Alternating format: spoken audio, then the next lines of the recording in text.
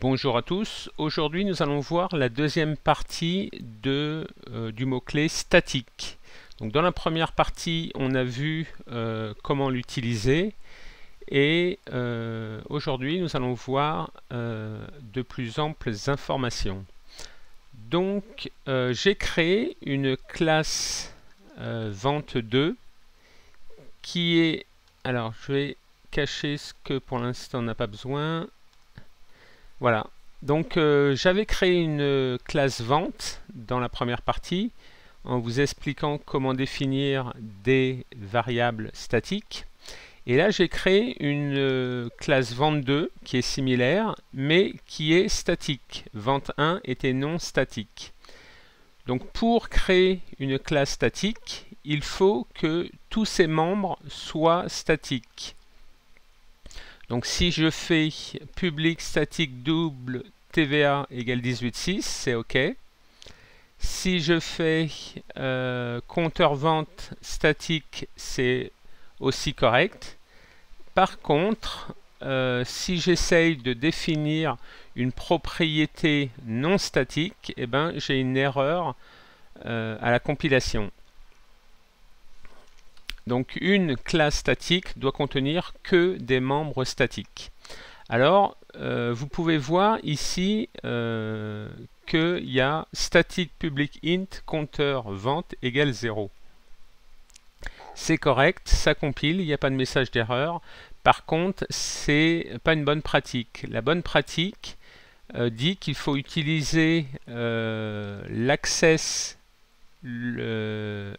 modifier, c'est-à-dire le modificateur d'accès avant le mot-clé statique.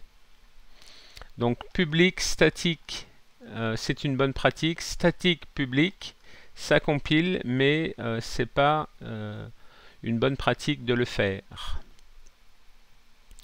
Voilà, donc j'ai créé ma classe vente2 étant statique avec deux propriétés statiques. Maintenant pour l'utiliser, eh ben, il me suffit de faire comme la classe vente1, c'est-à-dire de dire vente2 point mon compteur vente est égal à 0 et vente2.tva est égal à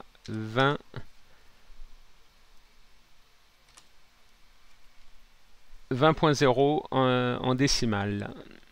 Alors je mets pas D, pourquoi? Parce qu'il va être casté forcément en décimale, en double pardon, sachant que ma TVA a été définie en tant que double. Voilà.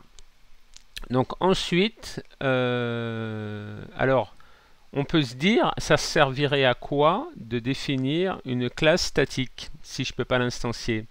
Eh bien, par exemple, on va prendre ma classe fichier, qui est une classe statique, qui contient pas de variable statique, mais une méthode statique, et qui va faire quoi? Qui va lire un fichier.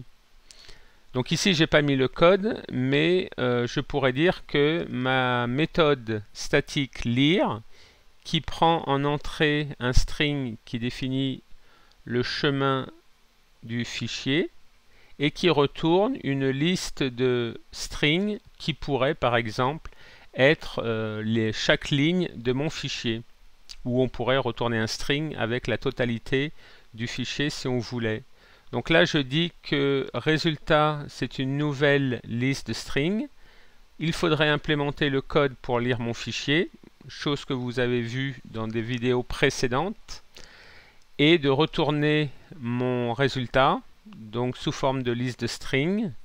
Et comment on l'utiliserait? Eh bien, on dirait que voilà, j'ai un fichier qui est de type liste string et on utiliserait de la même façon classe.méthode statique avec les paramètres, ici mon fichier texte. Donc comme dans la première vidéo, la syntaxe reste la même, nom de la classe, point, nom de la variable ou de la méthode statique, avec paramètre s'il y a une méthode. Donc, ensuite, on peut voir une utilisation des variables statiques. Imaginons que vous ayez une classe, par exemple, classe une seule fois instanciée. Donc, je vais vous la montrer. Elle est là. Donc, imaginons que vous ayez une classe. Alors, j'ai trouvé un nom qu'on peut trouver étrange, mais je n'ai pas trouvé d'autres noms. Et que je veux instancier cette classe une seule fois. Eh bien, il me suffit d'implémenter une variable statique de type booléen et la définir à false au départ. Et mon constructeur, dès qu'il crée une instance, eh ben, il passe la valeur de cette variable statique à true.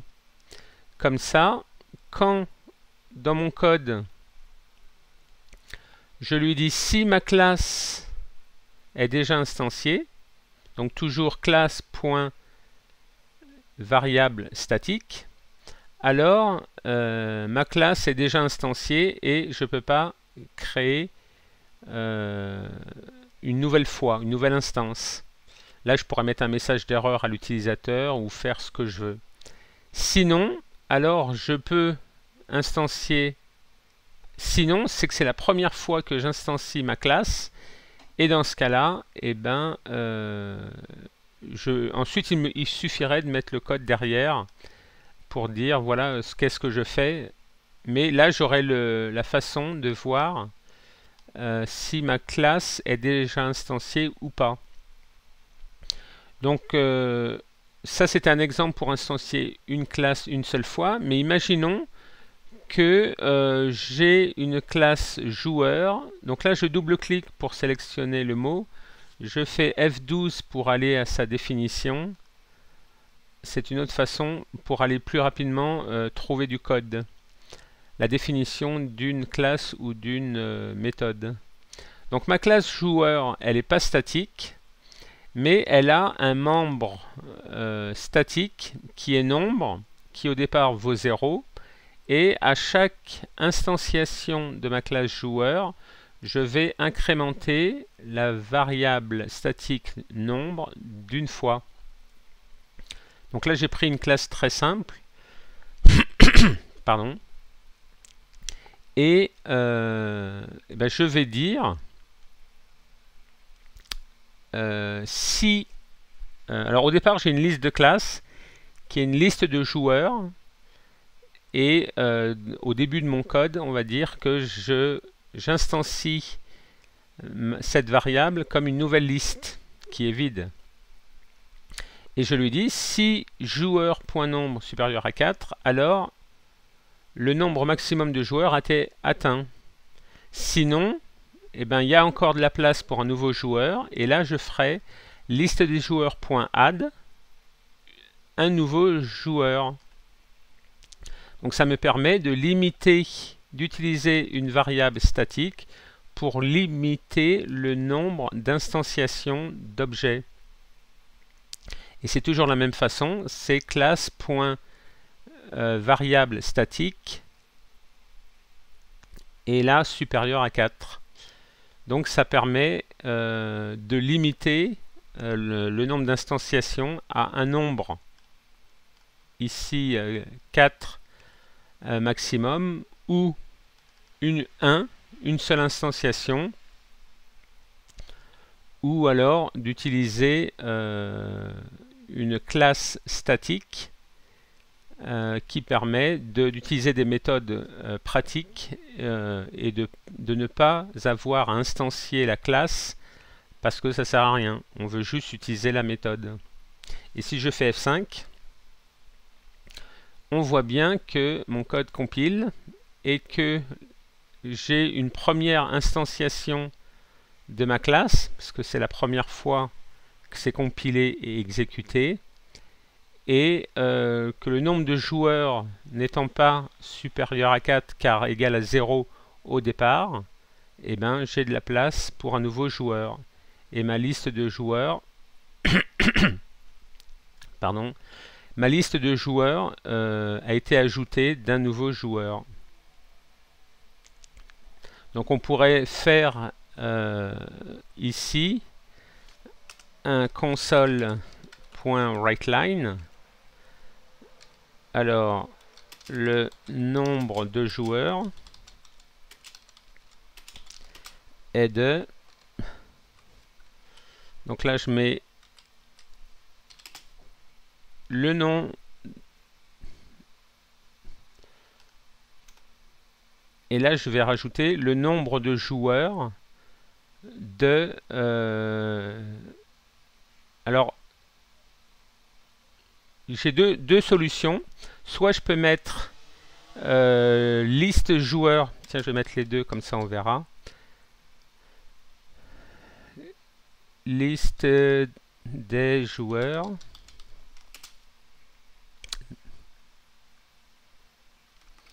Alors, liste des joueurs. Non, je vais pas mettre ça. Je vais mettre plutôt ce qui va être plus simple, c'est de dire joueur.nombre. Voilà. Donc je fais F5. Donc j'en ai un. Donc on va prendre cette ligne, on va la mettre juste après l'instanciation, la création de ma liste. Je vais instancier de 1, il va passer à 1. Ensuite je vais faire un joueur point nombre est égal à allez, 4. Et je vais faire un copier-coller de ce code. Alors bien sûr, il faudra le refactoriser. Ce serait plus propre. Et ensuite, je vais faire affichage du nombre de joueurs à la fin. Donc on compile, on exécute et on regarde. Donc au départ, après la création de ma liste de joueurs, j'ai bien 0 joueurs. Le nombre étant égal à 0, n'étant pas supérieur à 4, je peux ajouter un joueur. Donc le nombre passe à 1. Ensuite, je dis que mon nombre est égal à 4, donc ça veut dire que j'instancie 4 fois, il faudrait que j'instancie 4 fois 4 joueurs. Et donc après, je fais le nombre maximum de joueurs. Alors là, il y a une petite erreur. Joueur.nombre égale 4. Et le nombre de joueurs est égal à 5. Donc c'est-à-dire qu'il a instancié mon nombre de joueurs. Il a augmenté mon nombre de joueurs. Alors, dans ce cas-là, on va faire un point d'arrêt sur la ligne 50. On va exécuter en tapant F5. On voit que mon nombre est égal à 1. Je fais F11. Là, je passe à 4.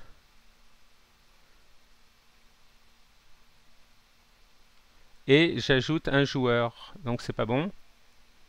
Donc, je reviens. Je vais prendre par exemple 5 joueurs. Je fais F5. F11. Voilà. Ouais, c'est 4.